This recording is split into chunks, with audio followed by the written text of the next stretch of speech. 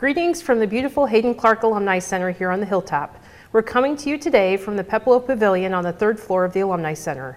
I'm Tori McCord-Janetton, Executive Director of Alumni Relations, and on behalf of the Bradley University Alumni Association, I want to welcome everyone to today's program. Before I introduce our speaker, just a couple of reminders. To view the webinar in full screen, click the icon in the bottom right of the video screen. You'll need to toggle back to the partial screen to submit a question. Enter your questions or comments into the chat box on the lower half of the screen and hit submit.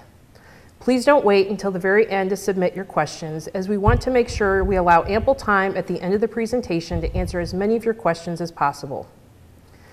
At the conclusion of the program, you'll be asked to complete a very brief evaluation to help us serve you better in the future.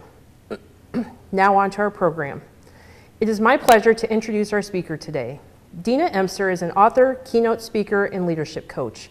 Over the last 15 years, Dina has served thousands of professionals through her trainings, individual coaching, and coaching groups. A former principal of an elementary and middle school, Dina was certified as a lead trainer with the Positive Discipline Program in 1999, and as a professional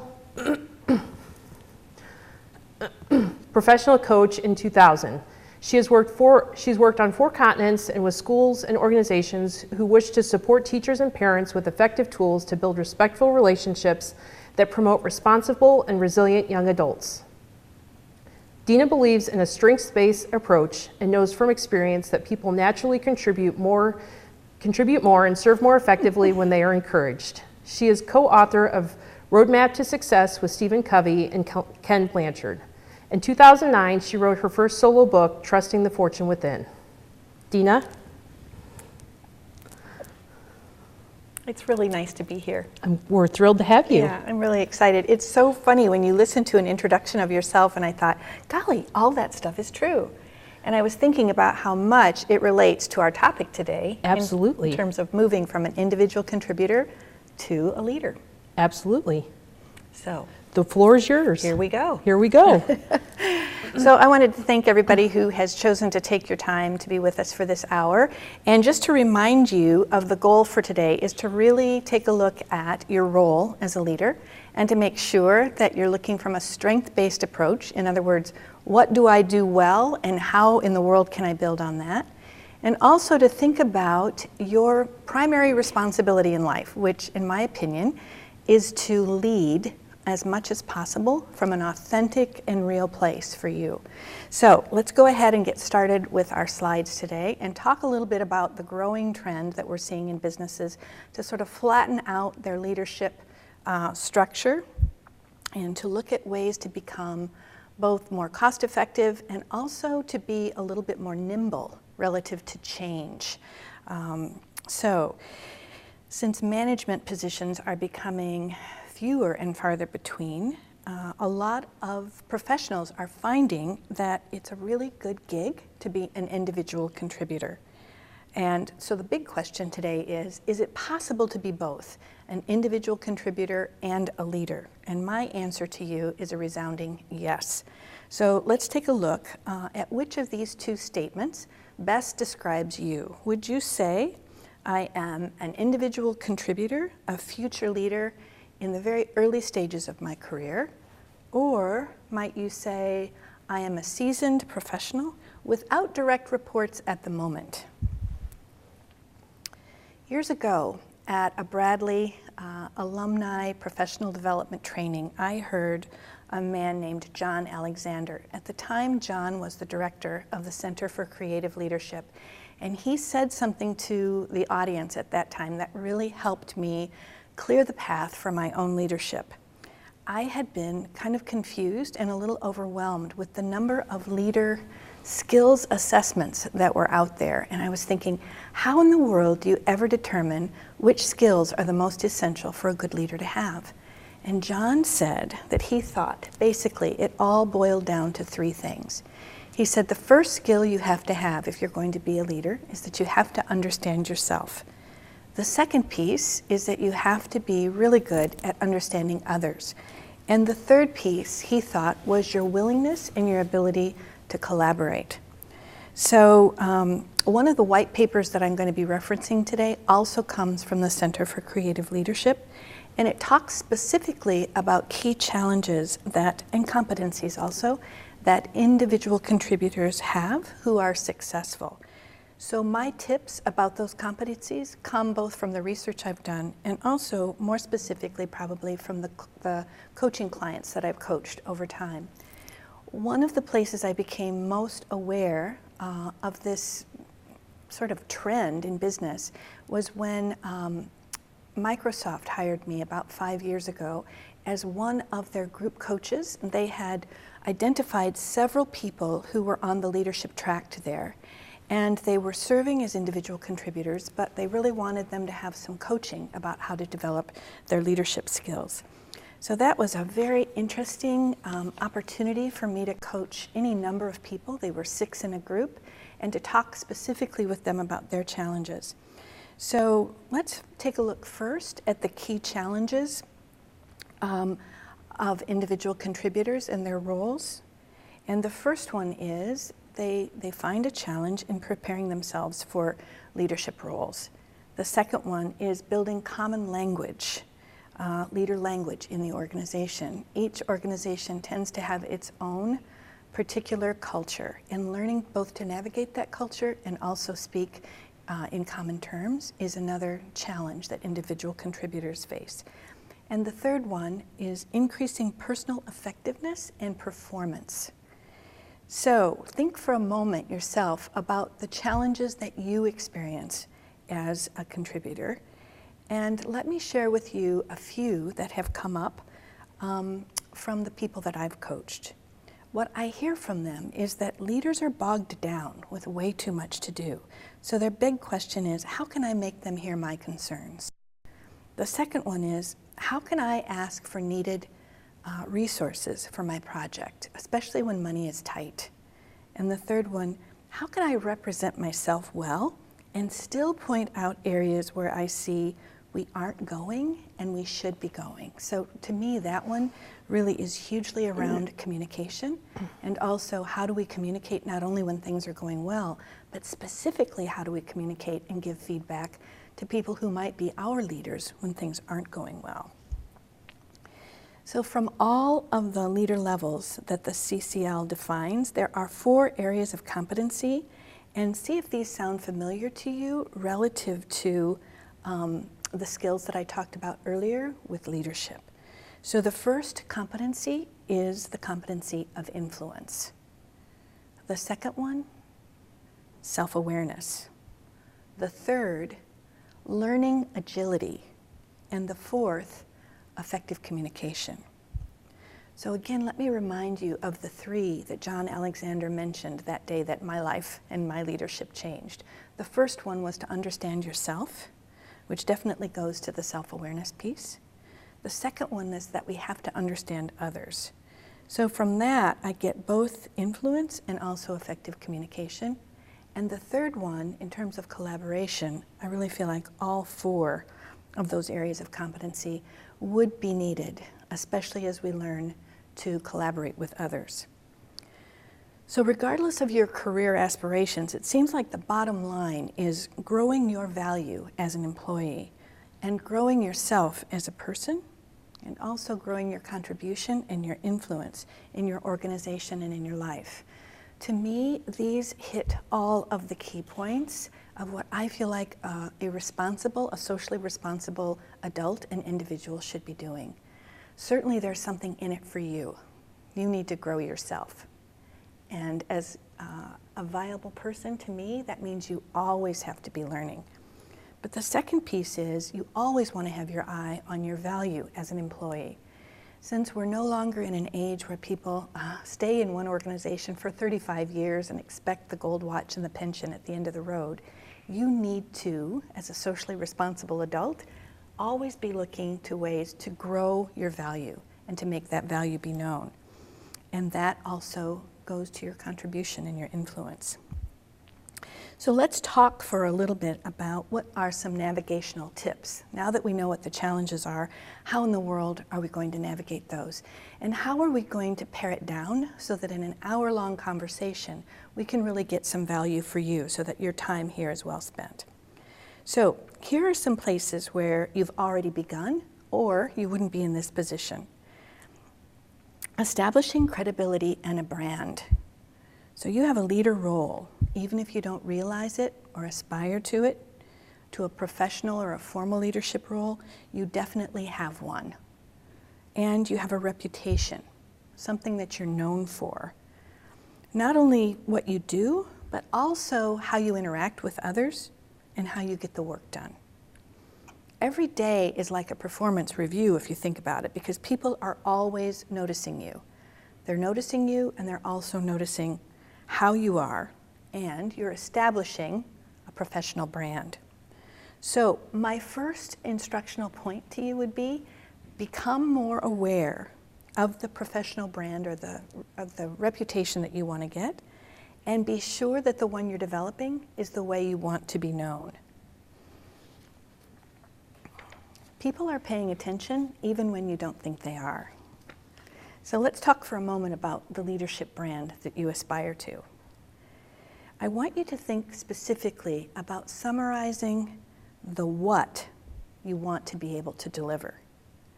So let's just take an example for a moment. So say it's you're in some kind of an instructional design position. So maybe it's solid, robust designs and products that you want to be known for. Or maybe it's sustainable approaches to old and new challenges. Or maybe what you want to be known for is high quality service with a smile. Those three things are distinctly different, all really important, all viable, but you can begin to see how it's very important for you as an individual contributor as you move into a leadership role to know, what is it specifically I want to be known for? What do I want to be able to deliver? The second piece I want you to think about is, how do you want to be seen by others? So in other words, if they could describe you by using 3 simple words, what would those words be? Maybe it's innovative problem solver, or a relevant person, or a collaborative person. Think about some kind of a tagline that summarizes your future brand. So it could be something as simple as, gets to the heart of the matter. So you can start to understand that what I really want you to be here is proactive. I want you to think clearly about what it is you want so that you can be sure that that's what you're getting. So the second piece is that you are considered an expert in some area of your organization. So for example, you may be an expert on products. You may be able to see them through the eyes of a customer. You may be able to translate customer insights into actionable business requirements. You may be an expert on the market. You may be really aware of the competition and what it brings. You can help your organization by being the go-to person with product decisions that affect your company's competitiveness. Or maybe you're a process expert with specific expertise and understanding of how to navigate within this organization. For example, a product manager who's an engineering expert understands how a development team makes its decisions. And by staying on top of those projects and understanding how much detail teams need for an idea to gain traction, that process expert can successfully shepherd projects through the various organizational channels. So of the 3 areas that I just talked about, products, market, or process, think about, what is your expertise? What is the area that you're known for? What is your strength? One of the skills that individual contributors need is professional or business acumen. This may be an area where you really want to target your own future professional growth. If you're going to build expertise in a big picture understanding, it would be helpful to have it be in the way businesses work. But the bottom line is, by becoming an expert in one of these areas, your influence of others will grow. And even if you have no direct authority, no direct reports, you can lead and you can certainly persuade others in the direction that you see your business needing to go. So this lines us up well for the second navigational tip, and that is that you need to be able to articulate a vision. You need to be able to articulate it certainly for your project and figure out how you can communicate that it impacts or aligns with the vision of the organization. This is a two-step process. First of all, you have to have a vision. So this is one that I think slows people down immensely. Anytime I work with business folks and I say, what's your vision? Either what's your vision for your own personal leadership or what's your vision for your business and where you want it to go?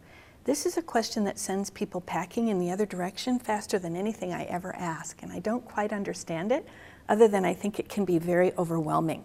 So for you, what you might do, just to chunk things down and make it easier, is start first with the vision that your organization already has. Maybe you don't need to create a vision. Maybe what you need to do is embrace it, and then link that vision to your project and the working role that you have. So you need to see a picture of your desired outcome and then be able to say how it lines up with the big picture of your organization. So again, I cannot reiterate this comment enough. Your vision is very important. It definitely goes to influence and self-awareness, and it certainly really also contributes to effective communication. According to Gallup, there are 4 things that our followers want from us as leaders, and they are trust, compassion, stability, and hope. When things get tough, our followers want to know that we as leaders are holding a vision for them so that we can all move in the direction that's helpful. We want to know that our leaders have spent enough time initiating opportunities so that our organization can grow and grow well in helpful ways in the future. And they also want to be able to have us articulate where we're going so that they can help us get there. And all of these things really build trust.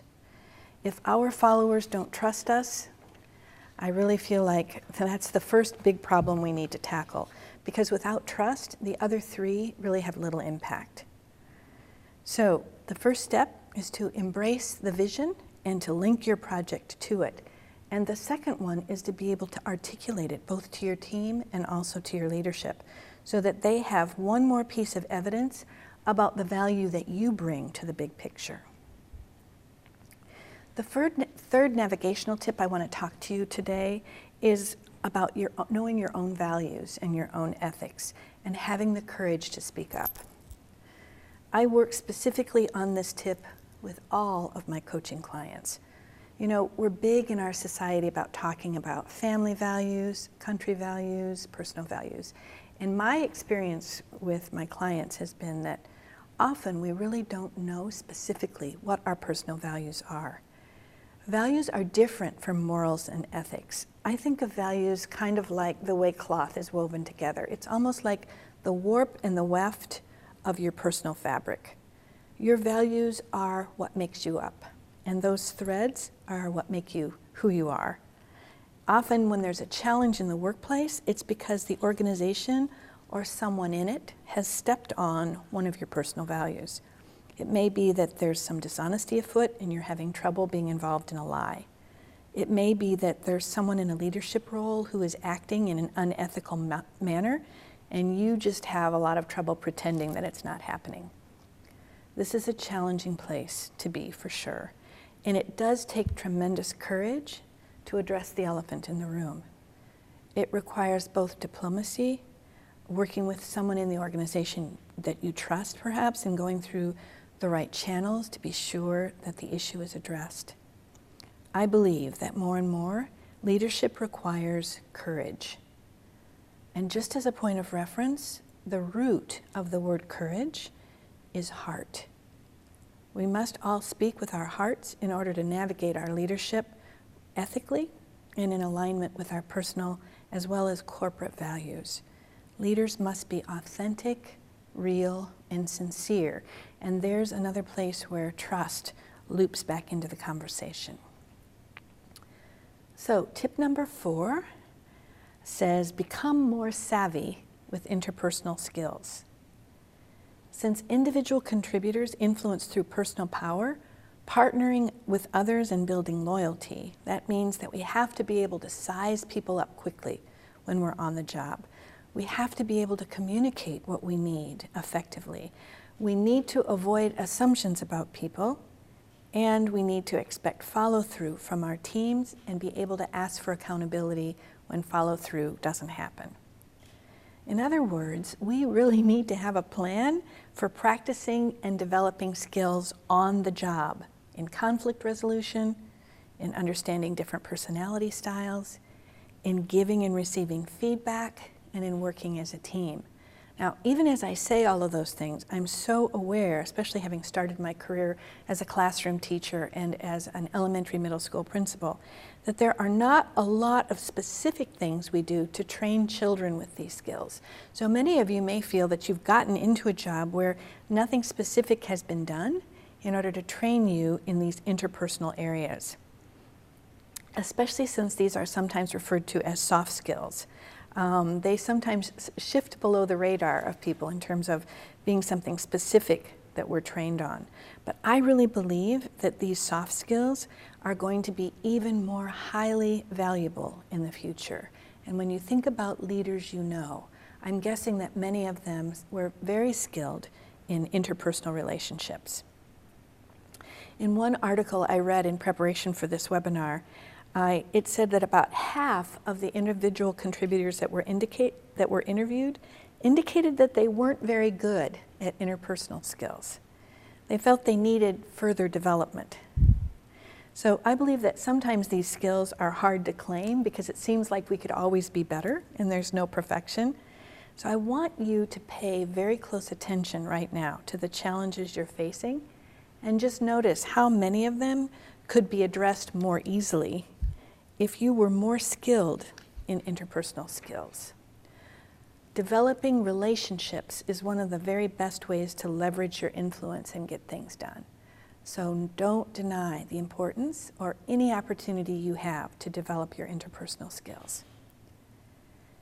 Tip number 5 is to continue to do whatever it takes to deliver results. This tip links back to your vision again. You have a picture now of your desired outcome. So what I'm asking you to do next is develop a roadmap to achieve it.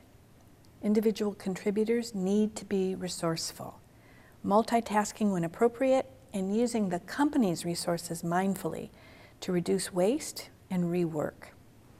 We need to be able to make decisions and manage our workloads because all of us are being asked to do more with less. And I don't see this one changing in the foreseeable future. So doing what it takes to deliver results requires discipline. It requires decision-making skills. It requires resourcefulness. And it requires good management. And it also takes someone who can focus on the most important tasks so that overwhelm can be avoided. Overwhelm can waste lots and lots of time, and it adds to levels of stress and fosters burnout and dissatisfaction on the job. You have to be able to set aside any perfectionistic tendencies that you have and focus on priorities. And you have to be willing to practice self-care because no one is going to take care of you. That's your responsibility. And it's a very important one for individual contributors, especially as you're moving towards making your leadership known. So tip number 6, get comfortable with ambiguity and change. So think about that last tip. And I wonder if we were together, I would be asking you right now what your ideas are about the importance of being able to lead without direct authority in an atmosphere that's charged with both ambiguity and change. This tip points to the fact that leadership competency is all about learning agility. We have to stay flexible and nimble as things in the business world change so quickly. The ability to be able to be fluid and move quickly to address changes in your marketplace or your workplace, it's a vital skill to practice as you develop your leadership. And this is one that might combine both your interpersonal skills and also have you really focus on people in the organization who are less likely to change. So it's really going to provide you an opportunity not only to practice it yourself, but also to practice your personal influence with others. So if we look back where we started this morning, Albert Einstein said, "I never teach my pupils, I only attempt to provide the conditions in which they can learn." So what I believe is true is that you are on a path. You are on a path to develop yourself in your profession, and you are also on a path to become a leader and to grow your influence. So what I'm going to invite you to do is to use the information and the challenges that are right in front of you in order to develop your skills and your competencies to lead. It really doesn't matter whether you have direct reports or not. You have a personal brand, and you have expertise and influence, and you are the one who's responsible to use those to the best of your ability for your own growth, as well as added value to your organization. Joseph Campbell said, "We're not on our journey to save the world, but to save ourselves. But in doing so, we save the world. The influence of a vital person vitalizes." So I want you to really trust the contribution that you're making, and to remember that your enthusiasm is contagious. And when you put with that a sense of vitality and fun, you really create a powerful combination as a platform to grow your relationships, your loyalty, and to develop yourself as a leader. So always remember that the things that you have within yourself, your strengths, your values, your experience, is unique to you. You are only going to show up on the planet one time, not just in the course of our lifetime, but in the course of human history. So my best advice to you is always to think about the unique experience and the value that you bring, and to capitalize on that with purpose as much as possible. So I've got a list of resources on one of the slides today in case you want to look up any of the articles that I mentioned. But I really appreciate you being with us here today, and I hope that there are going to be a number of questions for us to ask, or rather to answer, that are specific to the topic today.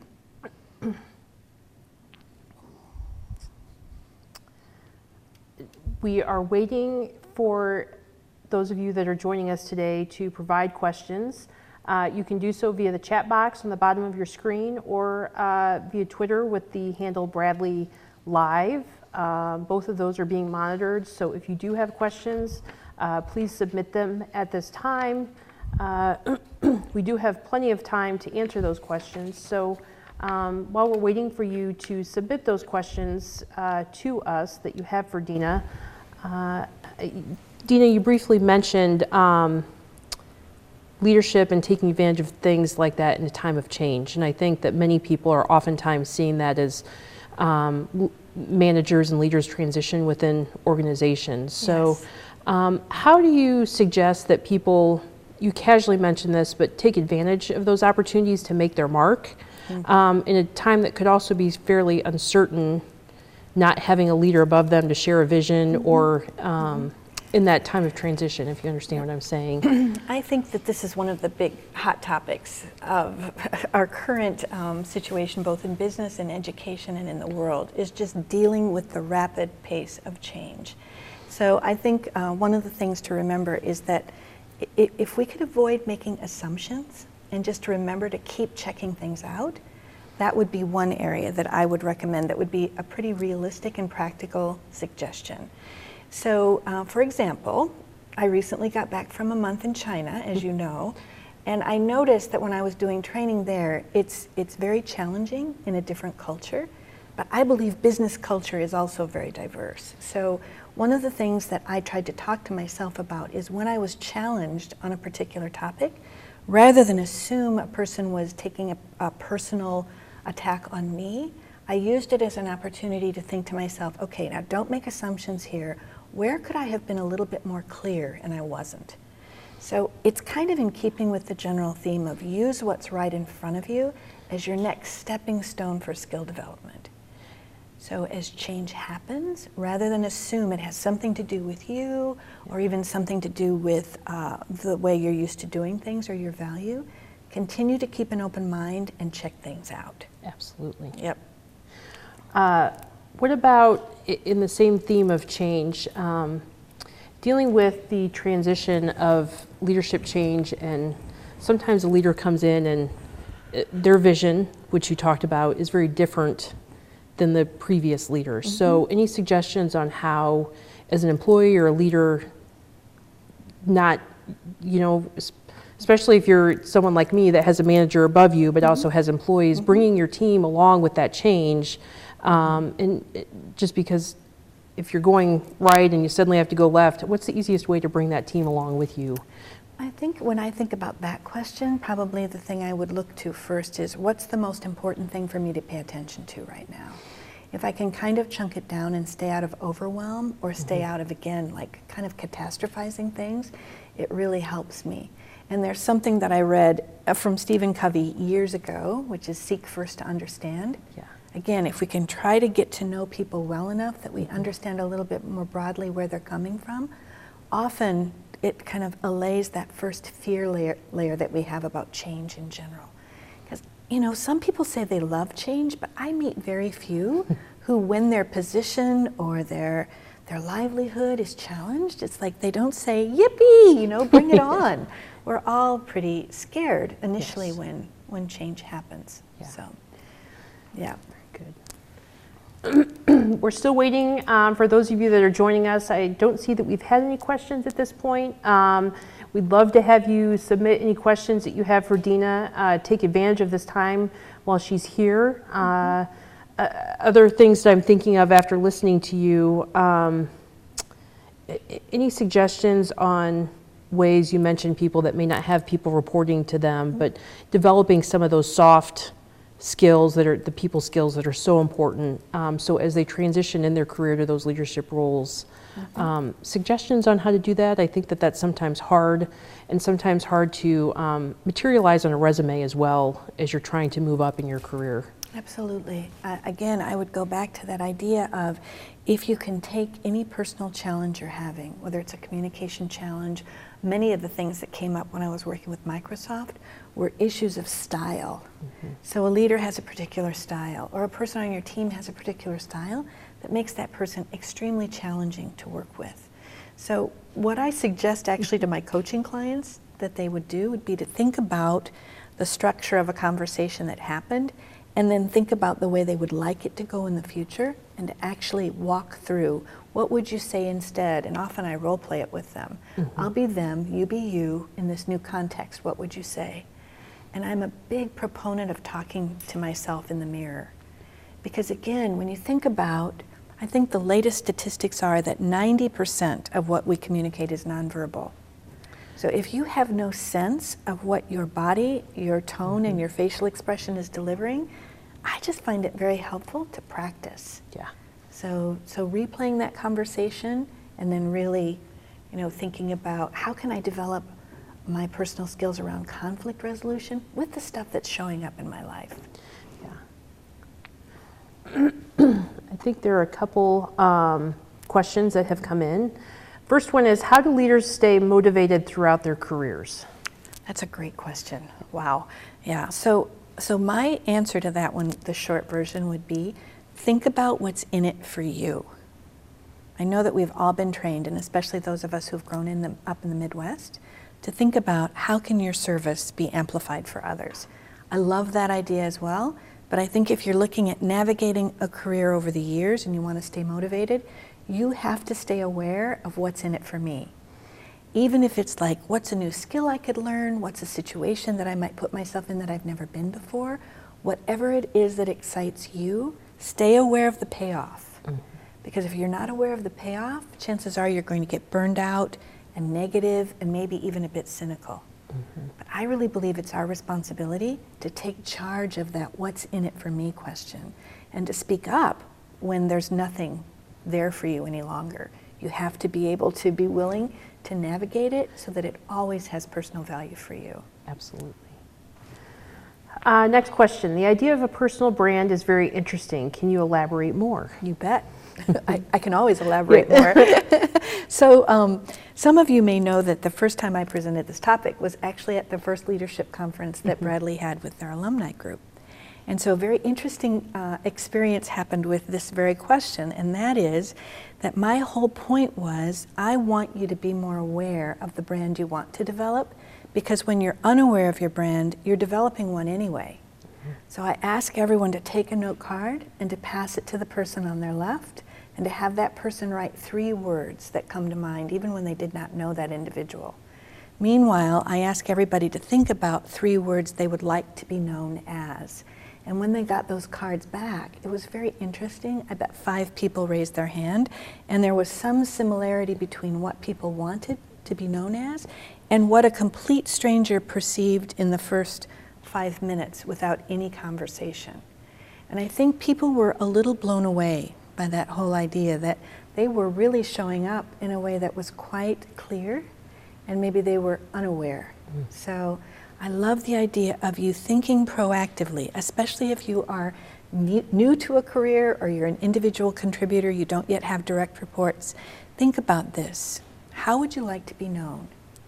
Now, once you have those 3 words or that idea in mind, it's going to be much easier for you to create a roadmap to get there, versus just letting it be out there somehow unconscious and you not taking responsibility to develop it. Absolutely. So, any suggestions before we go on to our next question about how to maintain that? You know, how often do you visit that note card just to make sure you're staying on track? Yeah. And are there certain points in your career that those 3 points could be altered depending on what you're doing? Do you understand what I'm saying? I completely understand what you're saying. So the good news is that, you know, when I talked about the areas of expertise, I really feel like one of my areas of expertise is process. And what you're basically talking about is, how can I keep that process, or what is that process for me in terms of keeping it alive? How often should I look at it? So I highly recommend Post-it notes. So often I'll just write those 3 words on a Post-it note and put it several places so I'm likely to see it. On the steering wheel of my car is an excellent place. Some place where you likely are going to be a little surprised when you notice it, but it's just going to bring you back to top of mind. And then it's a great thing to revisit if you've got a process in place. My process is I like to write in a journal. Often it's not anything very important, but it's just a helpful process for me to kind of explore what's on my mind. So you need to have some kind of a tracking process in place for yourself, whatever makes sense, and then revisit it periodically. When you get a new job or a new project or a new assignment, or even if you have a new leader in your group, it's a great opportunity to both look at the example that that model brings, because that might give you some ideas about how you either want to go or a place you might want to avoid. But keeping those words current will be really, really helpful. That's great. It kind of reminds me of a personal GPS in a way. Absolutely. Well, that's what I was asking, especially as you mentioned, as new leaders come and go, making sure that you're relevant within their vision as well. Exactly. So you follow along on the journey with them. And what a great conversation to have. Yes. Right? With either new hires or with, you know, if you're in a new position. So, yeah. I think it also provides an opportunity if you do have a new leader coming in that you report to, sharing that with them shows that you're prepared to go along on the journey with them as well. Exactly. That you constantly have an eye on the value that you bring is really good information. Yes. And for you to articulate that, I think is super. Yeah, I think that's great. Next question. Can you provide suggestions on how a leader transitions from nonprofit to corporate? And then what are some key differences or strengths? There is a huge, huge difference from working for a not-for-profit and working for a business or a corporation. So one of the things I would suggest always to anybody is that they take the Strength Finder assessment. And that's easy to do. You can do it online. If you just Google Strength Finder, you can even you don't even have to buy the book anymore. You can just pay $9.99 and get those top 5 strengths. The other thing I would do would be to really look at the new place that you're going to work for. specifically around vision and mission, and see what natural tie-ins you can make, either to the place that you worked before, if you had a special affinity with that place, or with your own personal values and strengths. And then the other thing I would suggest would be to start, either do a Google search online, find a good book that talks about the distinction between a not-for-profit, which is usually very vision-driven and service, and the corporation that you're in, and try to make as many personal connections for yourself as you can. And then if it's not a good fit for you, to really think early on about doing something different. I think that having done that transition myself, I think you're right that not-for-profit is very mission-focused, and that it is sometimes hard to bridge that gap. But I assume that the person that's asking that question is trying to determine how to also sell themselves on a resume as they seek that different employment. Yeah. So I think there are many transitionable skills. I agree. Just trying to find the way to best put those into words.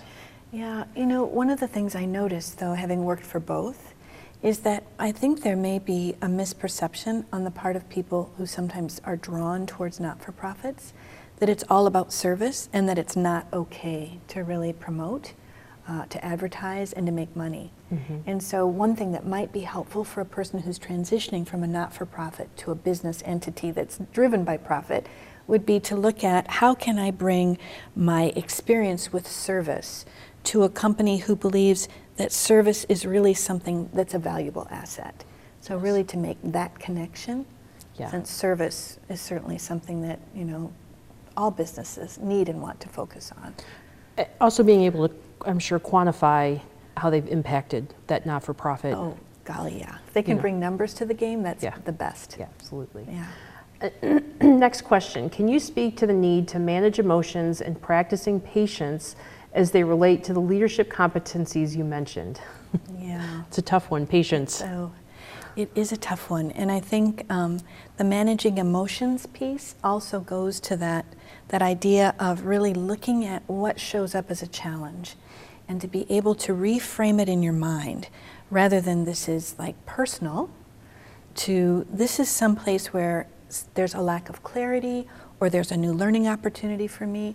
If I can get those stories in my head quickly, it helps me manage the place I want to go first, which is to be either run and scream or just go running from the room. So that managing emotions piece. And often what I find, especially with my coaching clients, is that the patience they really need to practice is patience for themselves and their own growth, because we often have kind of unrealistic expectations of how we should be. And I really feel like, you know, if we can just relax a little bit and be a little more patient with ourselves too, that's probably the first step that you want to practice. Any suggestions on managing that emotions? I know that sometimes it is hard. You mentioned earlier about even being overwhelmed. Mm-hmm. Best way to step back and, you know, I sometimes you need to remain neutral for those that are following behind you. So, and not show that concern that you may have. Any suggestions on the best way to just step back and, is it to count to 10? Is it, you know, is that a personal thing? I think it is a personal thing. I really do. But often I have my clients do that as well. It's like just brainstorm a list of things that you can do when you're in one of those moments that will help. Because I think what's interesting about the time we're living in, well, there's lots of things that are, but one of the things that intrigues me the most is there's so much information now about the way the brain works. Neurologically speaking, we're all the same. And when we're under stress, there's a part of our brain that goes immediately to that freeze, fight, or flight place. Mm-hmm. And there's really nothing we can do about it. It just happens. If we can start to learn what triggers us and then catch ourselves quickly, we won't go as far off the deep end as when we just stay sort of out of consciousness about it until it's too late. Absolutely. So, yeah, I think there's tremendous information out there for people, but that would probably be my suggestion, would just be to write your go-to list of things that help you remain calm. Yeah. Another question has just come in. Can you speak on the concept of, quote, managing upward or what you might do in a situation where your manager may be less experienced or needs to improve their leadership? Oh, wow, that's really a tough one. It's a great question. That's a great question, and I get it a lot. I think it's happening out there all the time. So in a way, I hate to be just repetitive here, but it is an opportunity for you to practice those skills that you're developing. And it doesn't really matter who you practice them on, but can you imagine a place where they're going to have a larger impact than on your leader? Absolutely. So one of the first things I would suggest would be to stay very present in that situation. Try to practice listening instead of speaking. And then my other go-to is to ask what I call curiosity questions, which almost always start with what or how. So an example might simply be to listen first and then say, you know, in this situation, I'm a little out of my league. What would be a place that I could be helpful? And then again, just listen. How would that look and sound? Like, don't be afraid to get specific. Don't make assumptions. But to me, the thing that served me best in all of my years of leadership, if I can stay calm, then my brain just works a lot better. And to stay out of that realm of taking it personally. What about being proactive versus reactive in some of those situations as well? You bet. So if you have a plan in place to keep yourself calm, which you just asked about, and then what to do, listen and ask a few questions. It's amazing how much more available we are to people to be really helpful when we can just stay calm. Yeah. And that's proactive, right? Absolutely. Versus reacting to every single thing that happens, which is just a huge waste of energy and time. And at the end of the day, you just feel spent. Yes, absolutely. Another question has come in. What are some of the benefits to receiving professional coaching, and who are the best candidates for this type of training?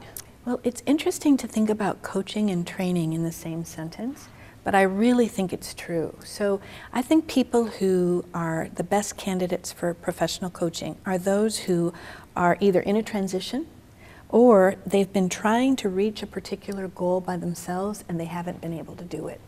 Because one of the things a coach will do is to be by your side to help you develop a plan of action for yourself that makes sense to you. I don't tell you what to do, I simply ask and listen and help you reframe it. Then I'm right there checking in with you every 2 weeks to see, what did you do? Did you follow through? What was the result? What do you want to talk about now? So it's great to have somebody right there helping you to kind of get over that bridge. Mm-hmm. But the interesting thing too, and I'm convinced this is why Microsoft was so interested, they really felt like people have their own coach. It also gives them firsthand knowledge about how to use coaching skills with other people. And I really believe that of all the skills I know, they're great skills for leaders to have. So, and I hired a coach when I was a school principal years ago, and that's how I got interested in the process, is that it made such a huge impact on me. What about, it's an interesting concept that you said, then that way they can train their individuals as well, but I mean, do you suggest training, I guess it depends on what the topic is, for smaller groups, individual teams to learn how to work together? I think that's oftentimes sometimes a struggle of teams, whether they have 3 employees that work together or 300. Yep. Any suggestions to sort of work through those issues as well? Well, there are great books out there, for one thing. And also, you know, this idea of there are so many team building opportunities. Mm-hmm. I really find many of them are quite useful, especially if you can set up agreements with your team and start to figure out how are we going to get past communication challenges, what's going to be our plan for working together. Because again, so few of us really have direct experience with being trained as a team.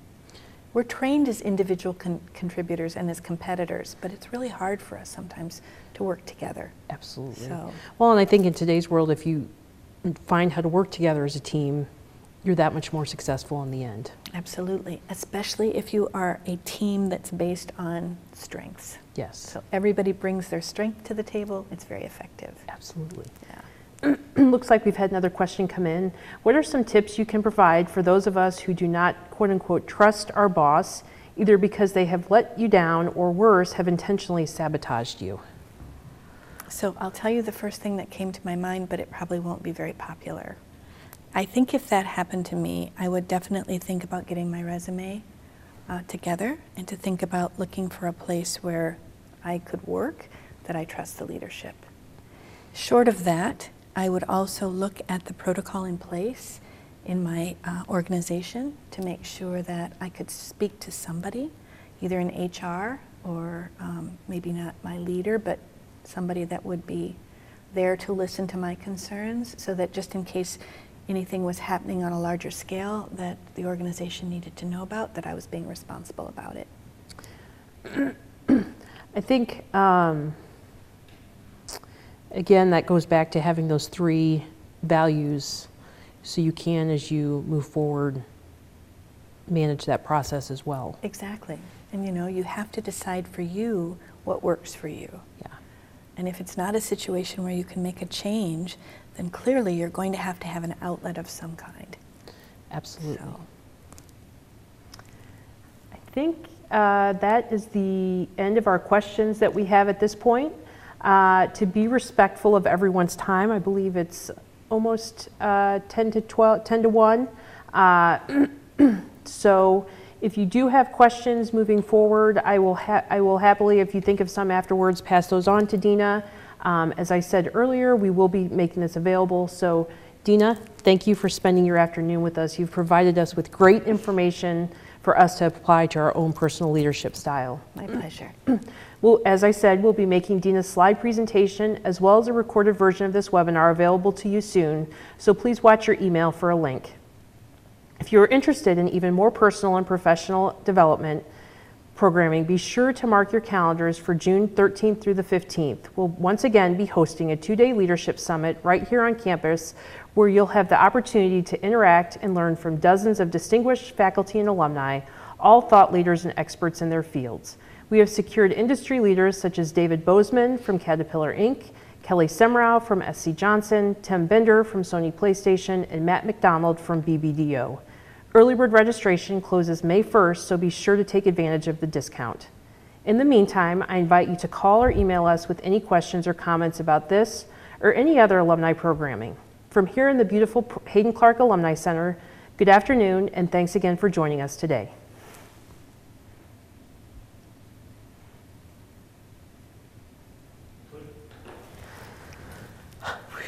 We're all done. We're all done. Awesome. Oh. Took notes.